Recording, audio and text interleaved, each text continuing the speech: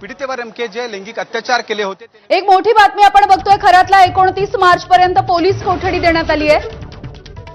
अशोक खरातच्या संदर्भात सध्या कोर्टामध्ये युक्तिवाद सुरू होता आणि 29 मार्च पर्यंत आता भोंदू बाबा अशोक खरात याला पोलीस कोठडी देण्यात आली आहे। त्यामुळे आतापर्यंतच्या तपासाला पुन्हा एकदा गती मिळू शकते। पुन्हा एकदा ही पोलीस कोठडी देण्यात आलेली आहे। 29 मार्च पर्यंत ही पोलीस कोठडी असेल।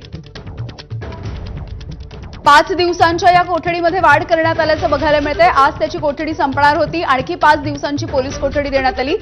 पुन्हा एकदा जाऊया, शुभम बोडके आमचे प्रतिनिधी आहेत आपल्यासोबत। शुभम,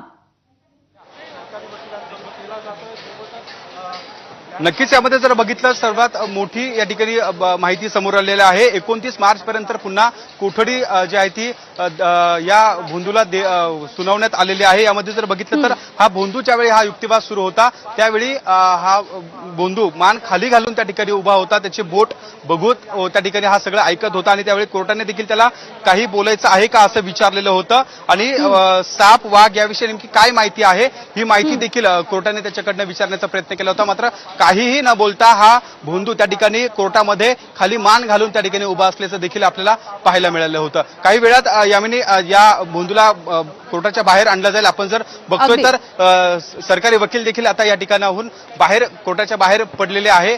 आपण त्यांच्याशी देखील बोलण्याचा प्रयत्न करू। युक्तिवाद संपलेला आहे। 29 मार्च पर्यंत त्याला पोलीस कोठडी सुनावलेली आहे आणि यानंतर या भोंदूने ज्या पद्धतीने जे काही काळे कारनामे केले होते त्याचे सगळा पाडा जो आहे तो सरकारी पक्षाकडनं त्या ठिकाणी वाचला गेलेला होता। त्यामुळे 29 मार्च पर्यंत आता कोर्टाने त्याला कोठडी जी आहे ती सुनावल्याचं आपल्याला पाहायला मिळतंय। एकूण काही वेळामध्ये जर बघितलं तर आता युक्तिवाद संपल्यानंतर सरकारी वकील असतील आणि हा खरात आहे त्याला देखील बाहेर आणलं जाईल आणि संपूर्ण कोर्टाच्या परिसरामध्ये जर पाहिलं तर पोलिसांचा बंदोबस्त हा वाढवला जातोय, कारण या इतक्या मोठ्या प्रकरणामध्ये खरं तर अख्खं राज्यभरात नव्हे तर देशभरात या प्रकरणाने खळबळ उडालेली होती आणि त्यासाठी हा खरात नेमका याला आज कोर्टात दाखल करताना मोठी गर्दी या ठिकाणी नाशिक कोर्टाच्या परिसरामध्ये पाहायला मिळते आणि यासाठी पोलीस देखील खरं तर मोठ्या संख्येने तैनात करण्यात आलेलं होतं। आपण जर बघतोय तर या भोंदूला आता 29 मार्च पर्यंत पोलीस कोठडी ही या ठिकाणी सुनावण्यात आलेली आहे। वकील जे आहे ते इतर जे वकील हा सगळा युक्तिवाद ऐकण्यासाठी गेलेले होते ते आता बाहेर पडताना आपल्याला